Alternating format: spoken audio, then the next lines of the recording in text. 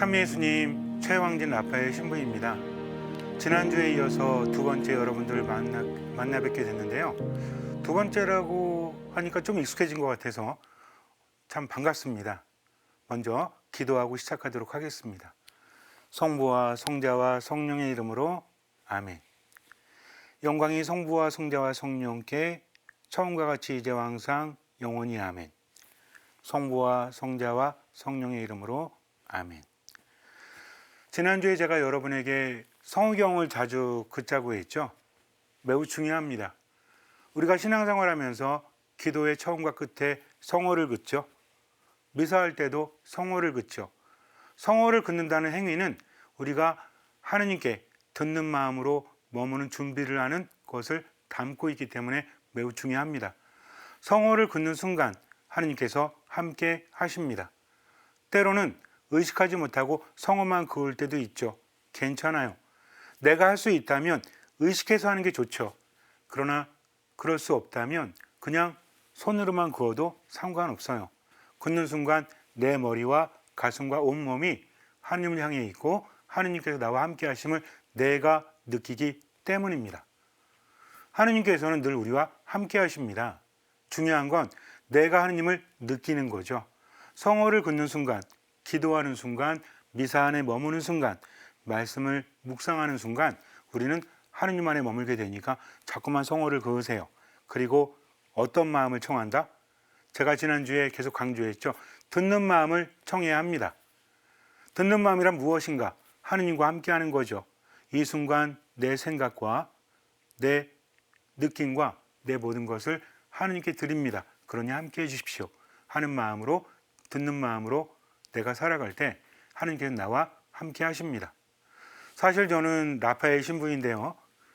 한편으로는 든마 신부라고 합니다. 든마 신부가 무엇인가?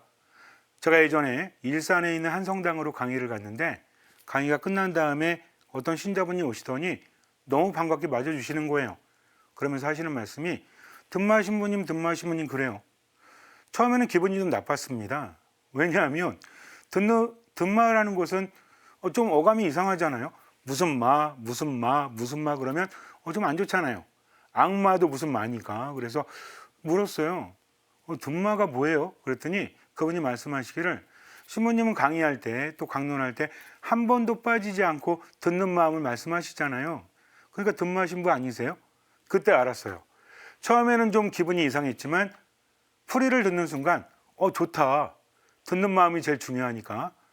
그래서 든마 신부라고 불리우기를 너무 좋아합니다. 그러니까 혹시라도 여러분들 저를 만나시면 라파엘 신부 또는 든마 신부라고 하시면 돼요. 어쨌든 듣는 마음이 얼마나 중요한지 우리는 지난주에 함께 나누었죠. 솔로몬이 듣는 마음을 청하는 순간 하느님께 많은 것을 받았지만 듣는 마음을 잃어버리는 순간 많은 것을 잃게 됩니다. 우리는 매 순간순간 듣는 마음을 잊어서는 안 돼요. 자, 믿음이란 무엇일까요? 우리는 하느님께 많은 것을 청합니다. 하느님께 청하는 거 좋은 거예요. 청하고 또 청하세요. 그러다 보면 믿음이 생겨납니다. 하지만 청하는 것에만 머물러서는 믿음이 생겨나질 않아요. 조금 생겨날지 모르겠지만 깊어지지를 않습니다. 제가 어떤 성당에서 사목을 할 때 상임위원 중에 한 분이 해주신 이야기가 있는데 아직까지도 잊지를 못해요. 어떤 사람이 장례식장에 갔어요. 그리고 슬프게 옵니다. 유가족들은 그 사람이 누구인지 몰랐어요. 왜 저렇게 슬프게 울지? 처음에는 너무 고마웠죠. 왜냐면 우리 아버지 위해서 저렇게 슬프게 우니까. 젊은 사람이 와서 저렇게 슬프게 우니까 고맙기도 하고 또 미안하기도 하고 여러 가지 생각이 들었어요. 근데 이 사람이 20분이 지나도 계속 통곡을 하는 거예요. 이제는 이상하죠. 처음에는 고맙고 미안한 마음이 있었지만 이제는 의아한 생각이 들어요. 저 사람 누구지? 왜 우리 아버지 돌아가셨는데 와서 저렇게 슬프게 울지? 모든 가족들이 의아한 눈초리로 그를 바라봅니다. 한참을 꺼이꺼이 울던 그가 울음을 멈추더니 가족을 탁 보는 거예요. 그리고 말합니다. 저 죄송한데 누가 돌아가신 거죠? 참 웃기지 않습니까? 20분 넘게 통곡을 한 다음에 누가 돌아가셨냐고 묻는다는 것은 참으로 어처구니 없는 일이죠. 이와 같습니다. 하느님께 청하기만 하는 것은 이와 같아요. 하느님을 알지도 못하고 그저 내 말만 한다는 것은 이렇게 일방적인 겁니다. 물론 하느님께서는 우리가 청하는 것을 들어주십니다. 하지만 간절히 끈질기게 청하는 것만 믿음이 아니라는 거죠. 물론 예수님께서는 꾸준히 청하고 간절히 청하면 우리에게 주신다고 하셨어요. 루카복음 11장에 보면 어떤 사람이 친구를 찾아갑니다. 밤이 되었을 때 친구를 찾아가는데 그 사람의 집에 벗이 들렸거든요. 근데 마침 먹을 게 없었어요. 먼 길을 걸어서 찾아온 벗에게 먹을 것을 내어주어야 되는데 자신의 집이 없으니 옆에 있는 친구 집에 가서 청하는 거죠. 그런데 그 친구 가족들은 이미 잠자리에 들었습니다. 그러니 일어나서 먹을 것을 내줄 수가 없죠. 하지만 꾸준히 청합니다. 그랬더니 그 친구가 일어나죠. 왜 일어났죠? 귀찮으니까. 계속 저렇게 청할 거니까 빨리 주는 게 낫겠다라고 해서 먹을 것을 내어줍니다. 예수님께서 말씀하시죠. 청하여라, 찾아라, 문을 두드려라. 내가 너희에게 말한다. 청하여라, 너희에게 주실 것이다. 찾아라, 너희가 얻을 것이다. 문을 두드려라, 너희에게 열릴 것이다. 누구든지 청하는 이는 받고 찾는 이는 얻고 문을 두드리는 이에게 열릴 것이다. 너희 가운데 어느 아버지가 아들이 생선을 청하는데 생선 대신에 뱀을 주겠느냐? 달걀을 청하는데 정갈을 주겠느냐? 너희가 악해도 자녀들에겐 좋은 것을 줄 줄 알거든 하늘에 계신 아버지께서야 당신께 청하는 이들에게 성령을 얼마나 더 잘 주시겠느냐? 즉 꾸준히 청하면 주신다고 하십니다. 더 좋은 것을 주신다고 하시죠. 또 요한복음 14장에서 이렇게 말씀하십니다. 너희가 내 이름으로 청하는 것은 무엇이든지 내가 다 이루어 주겠다. 그리하여 아버지께서 아들을 통하여 영광스럽게 되시도록 하겠다. 너희가 내 이름으로 청하면 내가 다 이루어 주겠다. 또 요한복음 15장에서 말씀하십니다. 너희가 내 안에 머무르고 내 말이 너희 안에 머무르면 너희가 원하는 것은 무엇이든지 청하여라. 너희에게 그대로 이루어질 것이다. 즉 꾸준히 청하면 이미 청하기도 전에 알고 계신 아버지께서 우리에게 주신다는 거죠. 그분은 주고자 하십니다. 우리가 청할 때 그분은 무조건 주려고 하세요. 그런데 중요한 것은 간절히 청한다는 것이 무엇인가? 이건 무엇입니까? 그냥 반복돼서 또는 계속 반복해서 그리고 간절하게 청하기만 하는 걸까요? 그렇지가 않다는 겁니다. 예수님 말씀하셨죠. 내 이름으로 청하는 것은 누구의 이름으로 청한다는 것이 무엇이죠? 그분의 권위를 우리가 빌린다는 거죠.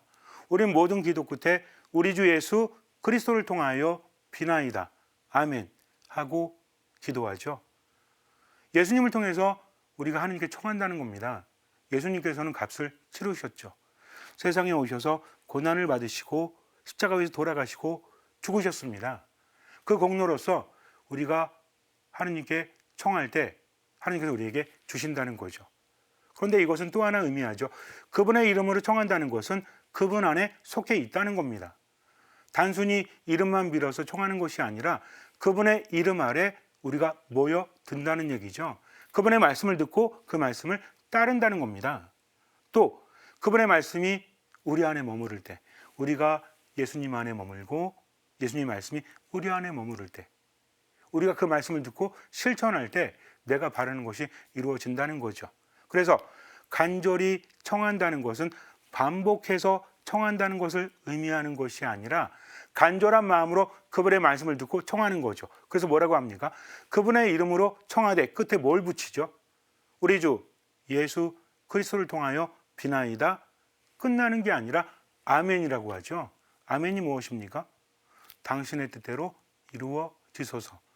저를 저보다 더 잘하시고 저를 저보다 더 사랑하시는 당신의 뜻대로 이루어지소서 아멘이라고 하는 거예요. 그래서 우리가 하나님께 뭔가를 청할 때 이미 알고 계신데 왜 청해야 될까? 만약에 알고 계신다면 이렇게 하면 되지 않나요? 하느님 아시죠? 근데 이건 기도가 아니잖아요. 기도는 대화입니다. 하나님께 뭔가를 청하면서 내가 변하면 하나님께 나에게 주신다는 겁니다. 그래서 간절히 청한다는 것은 반복해서 말만 되풀이하는 것이 아니라 그분의 뜻을 알고 받을 수 있도록 내가 변화되면서 깨달음을 청하는 것, 이것이 바로 믿음이라는 거죠. 그래서 우리 하나님께 청할 때 내 말만 하나님께 드리는 게 아니라 하나님의 말씀을 들어야 합니다. 그래서 듣는 마음이 중요한 거죠. 또 한 가지 중요한 게 있습니다. 하나님을 제대로 알지 못하면 우리는 제대로 기도할 수 없죠. 그래서 하나님을 아는 것이 중요하다. 왜? 믿음이라는 것은 하나님과 나의 관계이기 때문입니다. 그럼 하나님은 누구시죠? 하나님을 우리가 어떻게 알 수 있죠? 구약에서 하나님은 당신을 보여주시긴 하시죠. 하지만 온전히 알지 못합니다. 모세가 하나님께 당신의 이름은 무엇입니까? 라고 했을 때 하나님이 야훼라는 것을 알려주시죠. 스스로 있는 자다 라고 알려주십니다. 이름이 명사가 아니라 동사, 문장이잖아요. 스스로 있는 자, 나는 스스로 있는 자다 라고 말하지 않습니까? 이거는 이름이라는 고유명사라고 할 수 없는 거잖아요. 하지만 이것을 듣고 우리가 하나님에 대해서 온전히 알 수도 없잖아요. 그러나 그분의 이름이니까 믿어야 되겠죠. 하나님께서는 그 이후에도 예언자들을 통해서 당신의 뜻을 알려주십니다. 필요할 때 당신의 메시지를 전해주셨다는 거죠. 근데 이것도 우리 하나님을 단편적으로 알 뿐 그분을 온전히 알지는 못하는 거죠. 그러다가 신약에 와서 예수님이 우리를 하느님께로 이끄시면서 하나님이 누구신지를 알려주시죠. 무엇입니까? 예수님을 아는 것은 하느님을 아는 거죠. 예수님 말씀하십니다. 요한복음 14장에서 나는 길이요 진리요 생명이다. 나를 통하지 않고서는 아무도 아버지께 갈 수 없다. 너희가 나를 알게 되었으니 내 아버지도 알게 될 것이다. 이제부터 너희는 그분을 아는 것이다. 또 그분을 이미 뵌 것이다. 대단한 일이죠. 예수님을 보고 그분의 말씀을 듣는다는 것은 하느님을 보고 하느님의 말씀을 듣는 겁니다. 왜?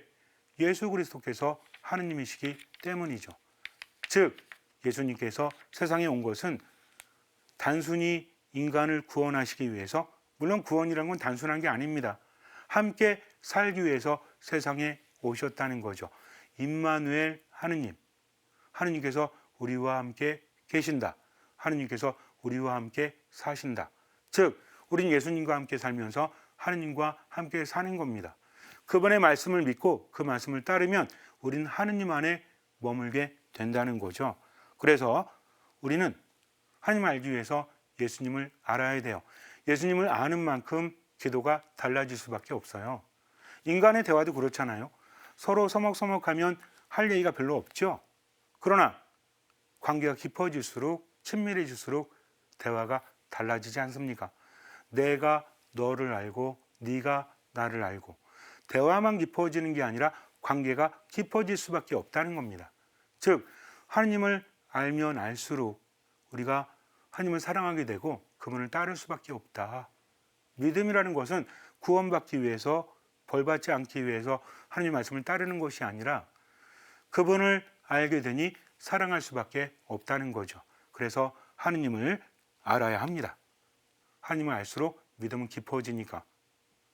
제가 신학교 1학년 때 신학교 입학을 해서 첫 방학을 맞이했어요. 여름방학이었습니다. 아직은 신학생도 아닌, 또 학생도 아닌, 이것도 저것도 아닌 상태. 그러나 신학생이라는 신원의식은 있는데 익숙하지 않은 상태죠. 어쨌든 성당에서 일을 마무리하고, 그때 여름 신학교 준비를 했었던 것 같아요. 마무리하고 나서 여름이었는데 밤 11시쯤에 버스를 타고 집으로 가는데 웬 여자 청년이 앉아 있는 거예요. 눈에 많이 익습니다. 누구지? 많이 봤는데 누구지? 그런데 그 여자 청년도 저를 보면서 눈을 힐끔힐끔 거리더라고요. 서로 아는 것 같은데 제대로 알지 못하는, 화장을 했기 때문에 잘 알 수가 없는 것 같았어요. 그래서 누구지 궁금했는데 마지막 내릴 때쯤 돼가지고 가서 대화를 나눴어요. 지나가는데 저 혹시, 그랬더니 그분도 혹시 그러더라고요. 그러면서 대화를 나누는데 서로 익숙해진 거예요. 그래서 알고 봤더니 나이도 같더라고요. 초등학교 동창인 줄 알았어요. 그때는 국민학교였는데. 근데 다르더라고요. 초등학교가. 같은 초등학교는 아니죠. 아는 사람 아니에요. 중학교는 남자 중학교니까 아니고 고등학교도 남녀공학이었는데 아니에요. 그럼 어떻게 알지? 어쨌든 나이가 같으니까 말을 놓았습니다. 서로. 이런저런 얘기하면서 웃기도 하고 떠들기도 하고 그랬죠. 같이 내렸어요. 아, 내리는 데가 같구나. 그리고 서로 얘기를 하다가 그때 깨달았어요. 아는 사람이었긴 아는 사람이었는데 어떻게 아는 사람이었냐면 등하굣길에 버스에서 본 사람, 즉 교복을 입고 늘 봤던 사람이죠. 대화를 나눈 적은 한 번도 없었습니다. 근데 이제 교복을 벗고 그렇게 만나니까 분명히 아는 사람인데 친숙한 사람은 아닌 것 같기도 하고 뭐지라고 해서 대화를 나눴더니 어때요? 그냥 아는 사람이었다. 관계가 없는 사람이었죠. 방금 전까지 말을 놓고 이야기하다가 다시 말을 높였어요. 안녕히 가세요. 그분도 안녕히 가세요. 얼마나 뻘쭘했는지 몰라요. 시쳇말로. 이거는 안다고 할 수 있는 게 아니죠. 같은 시간을 공유한다고 해서 아는 사람이 아닌 겁니다. 학교나 회사나 버스 안에서 전철 안에서 자주 보는 사람이라고 해서 우리는 아는 사람이라고 하지 않잖아요. 안다는 것은 무엇입니까? 이건 다른 거죠. 하느님 안다고 하면서 성당에 가서 미사하고 말씀 묵상하고 기도는 하는데 하느님을 몰라. 그냥 기도만 하는 거죠. 일방적으로. 그렇다면 버스 안에서 만난 사람과 다를 바가 무엇이겠습니까? 믿음이란 이런 것이 아니죠. 예수님을 만나서 그분의 말씀을 듣고 그 말씀을 따라야만 우리는 예수님과 의미 있는 관계가 되는 거죠. 하느님 안에 머물 수 있는 겁니다. 예수님을 따르던 사람들이 제자들이었죠. 어느 날 예수님께서 말씀하십니다. 마태복음 16장에서 예수님께서 이렇게 말씀하세요. 한번 묵상해 볼까요? 예수님께서 카이사리아 필리피 지방에 다다르시자 제자들에게 사람의 아들을 누구라고들 하느냐 하고 물으셨다. 제자들이 대답하였다. 세례자 요한이라고 합니다. 그러나 어떤 이들은 엘리야라 하고 또 어떤 이들은 예레미야나 예언자 가운데 한 분이라고 합니다. 예수님께서 그러면 너희는 나를 누구라고 하느냐 하고 물으시자. 여기서 중요한 거는 사람들이 말하는 게 아니에요. 나를 믿고 따르는 너희는 나를 누구라고 하느냐? 너희에게 있어서 나는 누구냐라고 질문하시는 거죠. 이것은 지금 예수님을 믿고 따르는 우리들에게도 똑같이 던져지는 질문이에요. 모두 대답할 수 있어야 합니다. 그때 시몬 베드로가 스승님은 살아계신 하느님의 아드님 그리스도이십니다 하고 대답하였다. 살아계신 하느님의 아드님 그리스도이시다 라고 대답한 거죠. 그때 예수님께서 그에게 이르십니다. 시몬 바르요나야, 시몬 바르요나야, 너는 행복하다. 살과 피가 아니라 하늘에 계신 내 아버지께서 그것을 너에게 알려주셨기 때문이다. 왜 행복하죠? 살과 피, 인간적인 지혜가 아니라 하늘에 계신 아버지께서 알려주셨기 때문이다. 어떤 마음을 가진 거죠? 듣는 마음을 가졌기 때문입니다. 그래서 예수님께서는 이렇게 말씀하세요. 나 또한 너에게 말한다. 너는 베드로이다. 반석이죠. 내가 이 반석 위에 내 교회를 세울 터인즉 저승의 세력도 그것을 이기지 못할 것이다. 또 나는 너에게 하늘나라의 열쇠를 주겠다. 그러니 내가 무엇이든지 땅에서 매면 하늘에서도 매일 것이고 내가 무엇이든지 땅에서 풀면 하늘에서도 풀릴 것이다. 그런 다음 제자들에게 당신이 그리스도라는 것을 아무에게도 말하지 말라고 분부하셨다. 비밀이죠. 예수님과 제자들의 비밀. 베드로의 고백이 있었기 때문에 예수님께서는 베드로라는 반석 위에 교회를 세우십니다. 저승의 세력도 어쩌지 못할 거다. 또 하늘나라의 열쇠, 천국의 열쇠를 주시죠. 왜? 그가 고백해야 했기 때문이고 듣는 마음이 있었기 때문입니다. 우리도 마찬가지예요. 하느님은 나에게 과연 누구신가? 고백할 수 있어야 됩니다. 당신은 나의 하느님, 전능하신 하느님. 이것도 좋죠. 그러나 당신은 나에게 있어 어떤 분이심을 내가 고백해야 한다는 거죠. 그때 예수님께서는 우리에게 더 많은 것들을 주십니다. 신앙은 이런 거예요. 서로 간의 상호작용이라는 거죠. 일방적인 것이 아니라 내가 하느님을 향하고 하느님께서 나에게 말씀하시고 그것을 듣고 또 하느님께 고백하고 그렇게 하느님을 알아가는 거죠. 우리는 교회 가르침이나 성경 말씀을 통해서 예수님을 알아가죠. 구약의 하느님, 신약의 예수 그리스도 알아가지 않습니까? 그 말씀들은 당시 사람들뿐만 아니라 우리에게 하시는 말씀이죠. 살아있는 말씀이에요.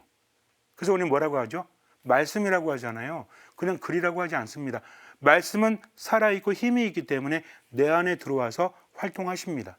즉 그 말씀을 매 순간순간 듣고 살아가야 되는 거예요. 그럼 예수님을 알게 되죠. 자, 그렇다면 예수님을 알고 하나님을 알면 끝인가? 그렇지 않습니다. 아주 아름다운 이야기가 있어요. 아주 재미있는 이야기가 있습니다. 어떤 남자가 한 여인을 너무나 사랑했어요. 하지만 자신은 돈도 별로 없고 아직은 여인 앞에 나설 자격이 안 된다는 생각을 해요. 그래서 여인을 몇 번 만나고 나서 여인에게 편지를 씁니다. 하루도 빠짐없이 나는 당신을 사랑합니다. 조금만 더 기다려 주십시오. 오늘 당신을 생각하면서 하루를 보냈습니다. 연애 편지죠. 그렇게 편지를 보냈어요. 그러고 나서 3년이 지났을 때 드디어 여인은 결혼을 하게 됩니다. 그런데 그 여인 옆에 서 있던 남자는 편지를 보낸 사람이 아니라 우체부였대요. 무슨 이야기예요? 매일매일 편지를 쓴 사람은 그 남자였지만 여인을 만난 것은 우체부였다는 거죠. 처음에 여인은 편지를 받았죠. 그런데 이제는 우체부하고 대화를 하게 됩니다. 서로를 알게 되었다는 거죠. 그래서 결국은 여인과 결혼한 사람은 우체부다. 우리가 이런 것을 전문 용어로 뭐라고 하죠? 죽 써서 누구 준다고 하잖아요. 농담이에요. 참 안타깝지 않습니까? 너무나 사랑했지만 이거 일방적인 거죠. 사랑했다면 만났어야죠. 시간을 함께 했어야죠. 이게 사랑이지 않습니까? 스스로 정해놓고 일방적으로 하는 행위는 절대로 사랑할 수 없는 것처럼 하느님께 뭔가를 청하는 것은 훌륭한 기도이긴 하지만 그것으로 끝나는 것이 아니다. 또 하나님을 알게 된다. 성경을 통해서 교회 전승을 통해서 가르침을 통해서 하나님을 알게 되었잖아요. 그걸로 끝나는 게 아니에요. 하나님을 만나야 됩니다. 그분의 말씀을 들어야 됩니다. 그 말씀을 따라가야 한다는 거죠. 관계라는 건 이런 거죠. 부모와 자식의 관계, 연인의 관계, 친구의 관계 다릅니다. 하나님과의 관계 안에서 주도권은 하느님께 있는 거죠. 왜냐하면 그분이 나를 만드셨기 때문에 그분이 나를 나보다 더 잘 아시고 나를 나보다 더 사랑하시기 때문에 맡기는 겁니다. 그분이 우리에게 가라고 하면 우린 가는 거예요. 주님, 제가 볼 때는 저기는 막다른 길 같아요. 그래도 가는 겁니다. 이게 신앙이기 때문이죠. 제가 예전에 통영에 갔을 때 한 마을이 있었는데 그 마을에 벽화들이 많더라고요. 벽화가 많아가지고 이렇게 저렇게 구경하는데 목이 말랐어요. 편의점을 가야 되는데 할아버지 한 분께 물었죠. 할아버지, 여기 편의점이 어디 있어? 그랬더니 할아버지가 저기 있어 라고 말씀하시더라고요. 그래서 갔죠. 근데 골목 끝을 보니까 막다른 길이야. 아니, 할아버지께서 나에게 저러셨지?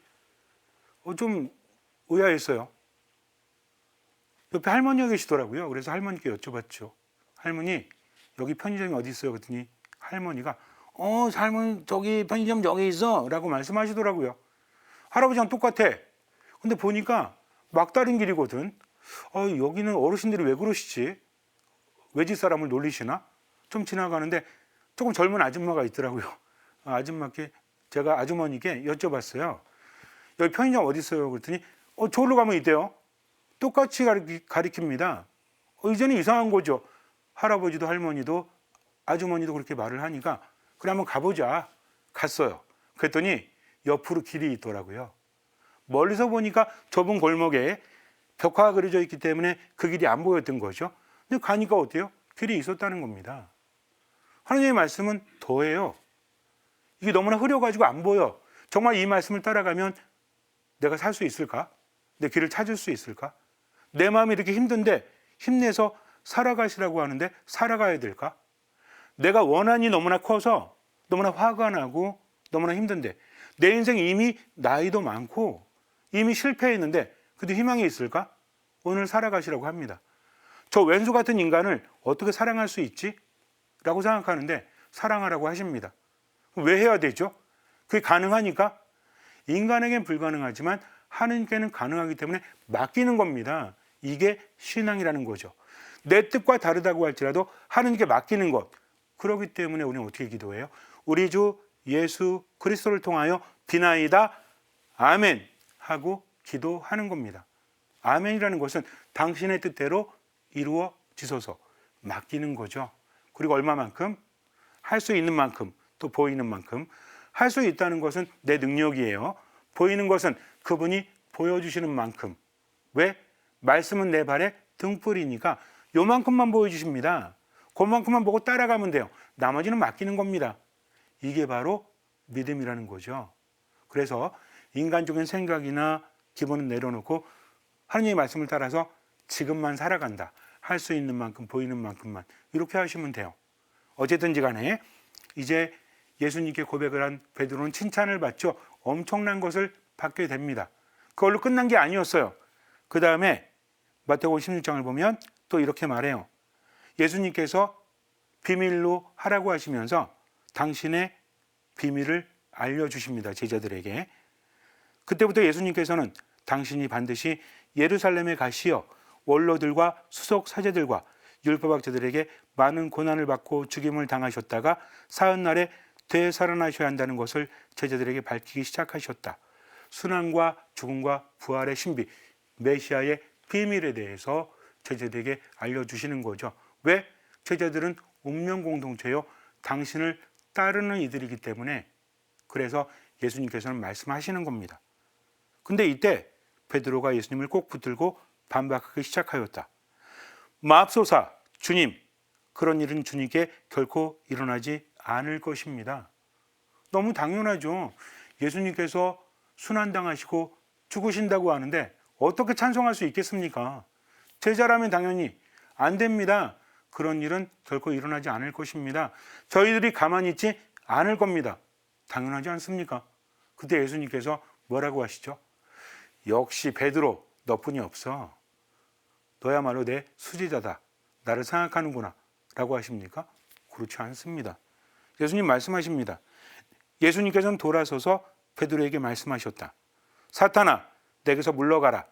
너는 나에게 걸림돌이다. 너는 하느님의 일은 생각하지 않고 사람의 일만 생각하는구나. 라고 말씀하세요. 여기서 예수님께서 사탄아, 내 뒤로 물러가라. 휘파게 오피소 무라고 하시거든요. 근데 여기서 내 뒤로 물러가라. 이것은 또 어떻게 해석되어질 수 있냐면 내 뒤로, 내게서 물러가라. 내 뒤로 물러가라. 뭔 얘기죠? 오피소, 내 뒤로, 내게서 물러가라. 내게서 내 뒤로. 이렇게 다양하게 해석될 수 있는 단어예요. 오피소가. 무슨 얘기입니까? 내 앞에서 내 걸림돌이 되지 말고 내 뒤로 가서 나를 따라라 라고 우리가 해석할 수 있다는 거죠. 여기서 예수님께서 사탄이라고 하죠. 사탄은 어떤 존재죠? 사탄이라는 존재는 여러 가지로 설명되어질 수 있는데 요즘에는 소설이나 영화나 여기에서 관심이 많죠. 근데 사실은 사탄이는 굉장히 다양합니다. 이름도 다양할 뿐만 아니라 사탄은 그 모습을 제대로 알 수 없어요. 우리 교회 전승 안에서 여러 가지 설이 있긴 하지만 사탄은 자신을 감출 수 있습니다. 하지만 한 가지만큼은 변하지 않아요. 사탄이라는 존재는 욥기에 보면 천상에 의해 하나님의 신하로서 나타납니다. 사탄은요, 어떤 존재냐면 하느님과 인간을 방해하는 존재예요. 하느님께 맞설 수 없습니다. 사탄이 어떻게 하느님께 맞설 수 있을까요? 하지만 방해할 수는 있다는 거죠. 여러 가지 설이 있지만 요거는 지금 제가 이야기하는 게 아니니까 지금 중요한 건 따로 있으니까 간단하게 말씀드릴게요. 사탄은 전략은 한 가지인데 전술은 여러 개예요. 이름은 하는데 별명은 여러 개, 뭐 이런 노래도 있잖아요. 사탄의 전략은 뭐냐면 하느님부터 인간을 떼어놓는 겁니다. 하느님과 싸우는 게 아니라 하느님의 구원 사업을 방해하면서 인간을 하느님부터 떼어놓는 거죠. 이게 전략이에요. 나머지는 변할 수 있어요. 전술은 시대마다 다르고 상황마다 다르기 때문입니다. 이런 얘기가 있습니다. 어느 날 한 청년이 너무 잘 살고 싶은데 돈이 없어요. 아무리 노력을 해도 돈이 모이질 않습니다. 그래서 하느님께 기도했죠. 하느님, 저에게 돈을 주십시오. 당신의 뜻대로 살겠습니다. 그런데 하느님은 돈을 주지 않으십니다. 청년은 기도했어요.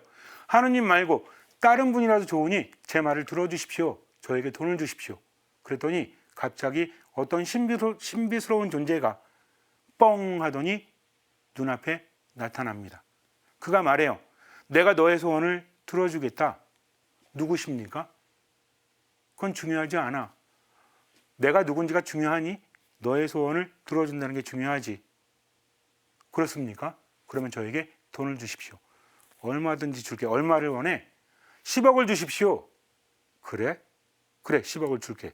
그런데 한 가지 조건이 있어. 세상에 공짜가 어딨니? 하지만 그 조건이 까다롭진 않아. 하면서 앞에 병 10개를 놓습니다. 그리고 말합니다. 이 중에 독약이 들어있는 병이 하나야. 9개에는 독이 들어있지 않았어. 네가 하나를 골라 마셔. 만약에 독이 들어있지 않다면 내가 너에게 돈을 줄게 말합니다. 청년은 고민했죠. 그래, 어차피 뭐 인생 뭐 있어. 이렇게 살다 죽는 것보다는 한번 목숨 걸자 하면서 병 하나를 들어서 마개를 땄어요. 그리고 마십니다. 기다렸죠. 안 죽었어요. 참으로 다행이었죠. 앞에 있는 존재가 말합니다. 그래, 네가 물병을 마셨으니 내가 너에게 10억을 줄게. 또 필요하면 나에게 와라. 시간이 흐릅니다. 몇 년이 지났을 때 청년이 다시 찾아왔어요. 그동안 사업을 했는데 잘 되지 않습니다. 위기 상황이 있었죠. 또 부릅니다. 예전에 저에게 돈을 주었던 존재, 나에게 나타나십시오. 제가 또 왔습니다. 필요하면 또 찾아오라고 말씀하셨잖아요. 뻥 하더니 그 존재가 또 나타나요. 그래, 이번에 얼마를 바라느냐? 100억을 바랍니다. 그래? 그러면 이 남은 9병 중에서 하나를 마셔. 조건은 종과 같다. 라고 이야기합니다. 청년은 조금 생각하더니 그 병 하나를 또 집어들었어요. 마개를 따고 한 번에 들이마십니다. 안 죽었습니다. 이번에는 100억을 벌었죠. 환호합니다. 돌아갑니다. 존재가 말합니다. 또 필요하면 나에게 언제든지 와. 기다리고 있을게. 청년은 생각해요. 내가 뭐 100억까지 얻었는데 목숨을 또 걸 필요는 없지.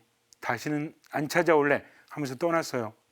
그런데 몇 년이 흐른 다음에 청년은 또 찾아옵니다. 똑같이 8개의 병 중에 하나를 마셔요. 돈을 얻어서 돌아갑니다. 그리고 세월이 많이 흐른 후에 한 노인이 청년의 자리에 서 있어요. 앞에는 신비스러운 존재가 있고 또 앞에는 병 2개가 놓여져 있습니다. 노인은 고민합니다. 둘 중에 하나는 독이 들어있는데 50대 50인데 내가 과연 잘 고를 수 있을까? 하지만 물러설 데가 없어요. 돈이 필요하기 때문입니다. 병 하나를 짚습니다. 손은 떨리죠. 그래도 인생 뭐 있습니까? 병마개를 땁니다. 그리고 들이마셨어요. 단숨에. 기다립니다. 나는 죽나 죽지 않나. 죽지 않았습니다. 또 돈을 얻어가게 된 거죠. 너무나 기뻤어요. 왜냐하면 10개의 병 중에 하나에 독이 들어있는데 9개를 마셨는데 독은 없었기 때문이죠. 나는 참으로 운이 좋은 사람이다. 이제 또 돈을 얻을 수 있구나. 기뻐합니다. 그랬더니 앞에 있는 존재가 아주 호탕하게 웃습니다. 하하하하. 야, 네가 운이 좋은 존재라고. 너는 나에게 속았어. 무슨 얘기죠? 제가 속았다니? 앞에 있는 존재가 말합니다. 나는 사탄이야. 사실 이 10개의 병에는 독이 들어있지 않았어. 애초부터. 노인은 깜짝 놀랐죠. 그러면 도대체 왜 이렇게 한 겁니까? 사탄이 말합니다. 독은 다른 데 있었어. 너는 나에게 시간을 빼앗긴 거야. 너는 돈을 쫓아가느라 시간을 허비했잖아. 독은 이 병에 있는 게 아니라 돈에 있었던 거야. 라고 말합니다. 이미 노인은 나이가 들었어요. 새로운 삶이 펼쳐지긴 너무 늦었습니다. 결국 시간 안에 독을 타서 여지껏 마시고 있었던 거죠. 돈에 얽매여서 살았던 겁니다. 사탄은 이래요. 사탄은 우리를 직접 죽이지 않습니다. 그러나 주어진 시간을 하느님 안에 머물지 못하도록, 제대로 인생을 살아가지 못하도록 얽매이게 만든다는 거죠. 그러면서 시간을 빼앗습니다. 우리 하느님께 많은 것들을 바라죠. 근데 그 많은 것들 중에서 많은 것이 물질적인 거 아니에요? 하느님께 돈을 청하거나 건강을 청하거나 일이 잘 되길 청하거나 시험에 붙기를 청하거나 나쁜 건가요? 나쁘지 않습니다. 하지만 중요한 건 뭐냐면 거기에 얽매여서 하느님을 생각하지 않는다는 거죠. 그분의 뜻을 들으려고 하지 않습니다. 예수님 말씀하십니다. 하느님과 재물을 함께 섬길 수 없다. 우린 재물 없이 살아갈 수 없어요. 재물을 좋아할 수밖에 없어요. 왜? 세상을 살아가는데 필요하기 때문에. 그러나 사랑해서는 안 된다는 거죠. 그 차이가 무엇입니까? 여러 가지로 해석되어질 수 있지만 돈이 좋아서 돈을 추구해도 하느님의 뜻이 아니라면 내려놓을 수 있어야 한다는 거. 그러면서 하느님 안에 머물러야 한다는 거. 왜? 하느님은 우리에게 더 좋은 것을 주시기 때문입니다. 이것을 알고 지금을 살아가야 한다는 거죠. 그래서 유혹이 심할 때는 자꾸 기도해야 돼요. 이 유혹하는 자가 사탄입니다. 사탄은 방해하는 자, 유혹하는 자예요. 그러면서 우리를 세상에 매이게 해서 하느님 안에 머물지 못하도록 방해한다는 겁니다. 예수님 말씀하십니다. 영적인 것을 추구하라고. 마태복음 6장에서 그러므로 너희는 무엇을 먹을까, 무엇을 마실까, 무엇을 차려입을까 걱정하지 마라. 이런 것들은 모두 다른 민족들이 애써 찾는 것이다. 하늘의 너희 아버지께서는 이 모든 것이 너희에게 필요함을 아신다. 너희는 먼저 하나님의 나라와 그분의 의로움을 찾아라. 그러면 이 모든 것도 곁들여 받게 될 것이다. 그러므로 내일을 걱정하지 마라. 내일 걱정은 내일이 할 것이다. 그날 고생은 그날로 충분하다. 예수님께서는 먼저 하나님의 나라와 그 의를 구하라고 하십니다. 세상에 얽매이지 말라는 거죠. 돈만을 추구하는 것이 문제가 아닙니다. 걱정하느라, 염려하느라, 불안해하느라 세상을 살아간다면 이 또한 세상에 얽매이는 거죠. 예수님께서는 그래서 말씀하십니다. 내일 걱정은 내일이 하도록 맡겨라. 오늘은 오늘 걱정으로 충분하다. 나머지는 하느님께 마음을 두어라. 이겁니다. 즉 세상에 얽매이는 것이 하느님 안에 머물지 못한다는 거죠. 세상에 너무 집착하지 말고 하느님께 귀를 기울이면서 지금을 살아가라는 겁니다. 얼마만큼? 할 수 있는 만큼, 보이는 만큼. 자, 그렇다면 우리는 어떻게 해야 될까요? 여기서 중요한 게 있어요. 하나님은 나를 사랑하시고 나를 잘 아시니까 이끌어 주시겠지 하면서 믿는 것만으로 끝나면 안 돼요. 믿음은 뭐라고 했죠? 따르는 겁니다. 예수님께서는 베드로에게 말씀하셨죠. 사탄아, 너는 나에게 걸림돌이다. 내 뒤로 물러가라. 나에게서 물러가라. 이것을 내 뒤로 물러가라라고 해석되어질 수 있다라고 했죠. 즉 예수님을 따른다는 겁니다. 사람의 일만 생각하는 것이 아니라 하느님의 일을 생각하는 거죠. 하느님의 일은 무엇입니까? 하느님의 일이라는 것은 그분의 말씀을 듣고 그것을 따르는 것, 바로 이것이죠. 그래서 때로는 내 느낌과 내 생각과 다르다고 할지라도 하나님의 뜻을 추구하는 것. 우리가 자주 말하는 거 있죠. 원수를 사랑해라. 아니 원수를 어떻게 사랑할 수 있죠? 사랑할 수 있다면 원수가 아닌 거잖아요. 어떤 사람이 원수예요? 나 그냥 싫어하는 사람? 나 그냥 미워하는 사람? 아니죠. 내게 사무치는 상처를 준 사람, 용서하고 싶어도 용서가 되지 않는 사람, 이런 사람이 원수 아니에요? 근데 사랑하라고 하십니다. 어떻게 그를 사랑할 수 있습니까? 라고 한다면 이거 신앙 아니라는 거죠. 신앙은 무엇입니까? 인간적인 것을 바라보는 게 아니라 하느님 바라보는 거죠. 내가 저 사람을 용서할 수 없지만 하느님, 당신을 보기 때문에 용서하기 위해서 기도하겠습니다. 애쓰겠습니다. 하고 할 수 있는 만큼 보이는 만큼만 용서하고 그래도 안 되면 하느님께 맡기는 거죠. 지난주에 말씀드렸죠. 화 나는 건 괜찮아요. 하지만 화 내는 거 안 됩니다. 내가 화나고 있구나 의식하는 순간 성호를 긋는 거죠. 그리고 하느님께 맡기는 겁니다. 슬퍼지는 거 어쩔 수 없잖아요. 하지만 슬픔이 너무 클 때 안 되겠다. 하느님 제 슬픔을 당신께 봉헌합니다. 하면서 하느님 안에 머무는 거죠. 내 안에 시기, 질투, 욕심, 분노가 일어날 때 하느님 당신께 맡깁니다. 하면서 성호를 긋는 순간 우리는 하느님을 향하게 된다는 거죠. 즉 세상 것 때문이 아니라 하느님 때문에 사랑하고 용서하고 그분의 뜻을 따르는 것. 내 처지가 어떠하든지 간에 하느님의 말씀을 듣고 그것을 따라가는 것이 바로 신앙이라는 겁니다. 할 수 있는 만큼 보이는 만큼 이렇게 하다 보면요 성장하게 돼요. 믿음이라는 것은 성장하는 겁니다. 하느님 만나서 그분의 말씀 듣고 그분 안에 머물고 따르다 보니까 조금씩 성장하는 거죠. 언제 성장하는지 알 수 없어요. 농부가 씨를 뿌려놓고 그게 자라면 농부는 알지 못하죠. 아침에 일어났더니 자라 있어요. 그 다음에 또 자라 있어요. 이와 같습니다.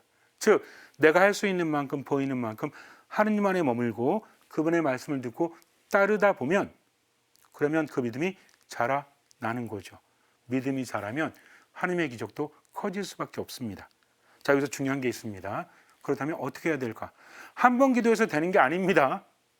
여기서 중요한 한 가지 개념이 있는데 이거 아주 대단한 겁니다. 바로 습관이에요. 습관. 우리가 습관 그러면 별로 안 좋게 생각하죠. 습관적이다.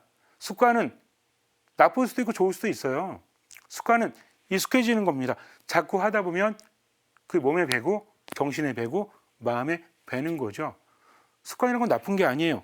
그래서 우리는 습관을 제대로 이용해야 되는데 습관은 어찌 보면 하느님의 선물이고요. 어떻게 보면 사탄의 전술입니다. 이 습관 때문에 인간의 삶이 망쳐지기도 하고 이 습관 때문에 인간의 삶이 성공적으로 나아가기도 하거든요. 우리는 의지를 불태우죠. 야, 오늘부터 운동해야지. 아니야, 내일부터 해야지. 하면서 안 해요. 운동을 하고 싶은데 몸이 따라가지 않는 거죠. 그러다가 어떻습니까? 내일 가서 운동을 해요. 힘들어. 그러면 안 해요. 그 다음날. 그러니까 처음에 마음을 먹다가도 3일이 지나지 않아서 무너지죠. 작심삼일이라고 합니다. 근데 어떤 사람이 오늘은 운동하지 말아야 되겠네. 몸이 좀 안 좋네. 너무 안 좋지는 않지만 그래도 귀찮은데 근데 운동하고 있어요. 그 다음날도 운동합니다. 왜 그런지 아세요? 어제도 그제도 그 사람 운동을 했기 때문에 그래요. 의지가 중요하다기보다 습관대로 앞으로 할 수밖에 없다는 거죠. 우리는 성당에 가도 같은 자리에 앉습니다. 물론 누가 있으면 옆자리 앉거나 다른 데 앉을 수 있지만 대부분 성당 들어가잖아요. 오른편에 앉는 분들은 맨날 거기 앉아요. 왼편에 앉는 분들은 맨날 거기 앉아요. 저는 미사할 때 누가 빠졌는지 누가 성당에 나왔는지 거의 알아요. 왜? 늘 비슷한 자리에 앉으니까. 이게 인간의 습관이라는 거죠. 습관을 잘 이용해야 합니다. 지금 하면, 내일 하면, 모레 하면 습관이 되는 거죠. 신앙도 이와 마찬가지예요. 인간의 만남도 그렇지 않아요? 한 번 보고 두 번 보고 자꾸만 보고 싶네.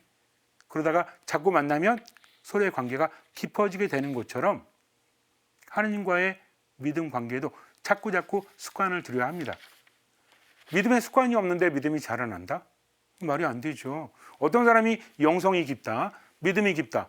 오랜 동안 하느님 안에 머물렀기 때문이잖아요. 특히 수도자들이 그렇죠. 수도자들이 어떻습니까? 시간에 따라서 살아가시잖아요. 우리 수녀님들, 수사님들 보면 봉쇄 수도원도 있고 활동 수도원도 있지만 그분들은 어떻죠? 기도 시간 되면 기도합니다. 노동 시간 되면 노동합니다. 즉 시간에 따라서 살아간다는 거죠. 성모일도를 바치고 미사를 봉헌하고 묵주기도를 하고 노동을 하면서 하루하루 살아가죠. 그게 쌓여가니까 어때요? 그러니까 신앙이 깊어지는 거죠.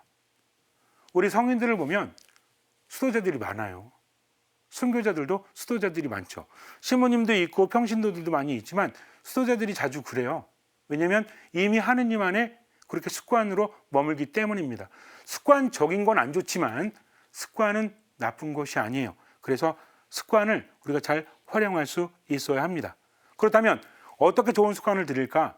중심은 하나입니다. 하느님 바라보는 거죠. 듣는 마음으로 내 뜻이 아니라 하느님의 뜻대로. 제가 몇 가지를 여러분에게 제안해 드리겠습니다.